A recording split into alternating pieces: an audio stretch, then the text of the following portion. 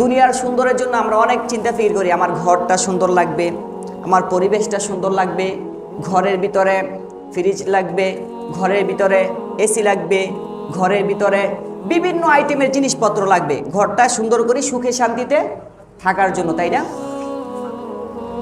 সাধারণ দুনিয়ার অল্প কিছুদিন হায়াতের জীবনকে আমরা সুখ শান্তিময় করার জন্য আমরা অনেক কিছু করি। আর অনন্ত সীমকাল যেখানে শুরু আছে শেষ নেই, কবরের জীবন, হাসরের জীবন, আখিরাত, এই যে অনন্ত সীমকালের একটা জীবন, ওই জীবনকে শুরু করার জন্য, ওই জীবনকে সাজানোর জন্য আমাদের প্রস্তুতি এখান থেকেই নিতে হবে, দুনিয়া থেকেই। আর এই প্রস্তুতির জন্য রমজান মাস একটা স্পেশাল মাস। কি মাস? স্পেশাল মাস। কারণ রমজান মাসে আল্লাহ তাআলা যে সকল অবাধ্য শয়তান আছে মানুষকে কুমন্ত্রণা দেয়। অনেকে নামাজ পড়তে চায়, শয়তান দেয় না, নামাজ পড়ার দরকার নেই, বিভিন্ন খারাপ কাজের ওয়াসওয়াসা দেয়। এরকম শয়তানদেরকে আল্লাহ তাআলা শিকলবন্দি করে রাখেন, সুবহানাল্লাহ, যেটা বছরের অন্য কোনো মাসে রাখেন না। তাহলে এটা কি স্পেশাল মাস না? এবং এই রমজান মাস এমন একটি মাস যে মাসে আল্লাহ তাআলা জাহান্নামীদের দরজা বন্ধ করে দেয়। জাহান্নামের যে দরজা আছে এই দরজা কি করে দেয়? বন্ধ করে দেয়। এবং জান্নাতের দরজাগুলো আল্লাহ তাআলা খুলে দেয়, সুবহানাল্লাহ, যেটা অন্য অন্য মাসের মাঝে এই সুসংবাদগুলো নেই। এজন্য রমজান মাস খুবই গুরুত্বপূর্ণ মাস। এটাকে হেলায় খেলায় নষ্ট না করা, হেলায় খেলায় নষ্ট না করা। যেভাবে মন চায় আপনি অন্য অন্য মাসের মতো কাটাবেন না, এটা হতে পারে না। আল্লাহ তাআলা এই জন্য আপনাকে এই মাস দেন নেই।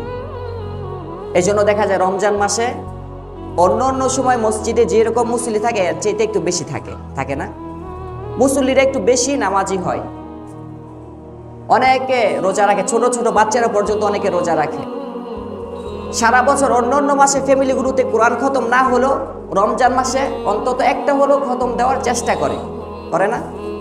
করে। কারণ এই সময় আল্লাহ তাআলা রহমত নাজিল হয়। প্রথম 10 দিনে আল্লাহ তাআলার অহরহ রহমত নাজিল হয়, বৃষ্টির মতো রহমত পড়তে থাকে জমিনে। আর শয়তান তো অবাধ্য শয়তান শিকলবন্দি থাকে, এজন্য মানুষের ভিতর ওয়াসওয়াসা সে দিতে পারে না, সুবহানাল্লাহ। এজন্য রমজান মাসকে আমরা ভালোভাবে কাটাবো, আল্লাহ তৌফিক দান করুক, পড়ি আমিন। রমজান মাস এমন একটি মাস, হাদিস শরীফে আছে, আল্লাহর রাসূল বলেন,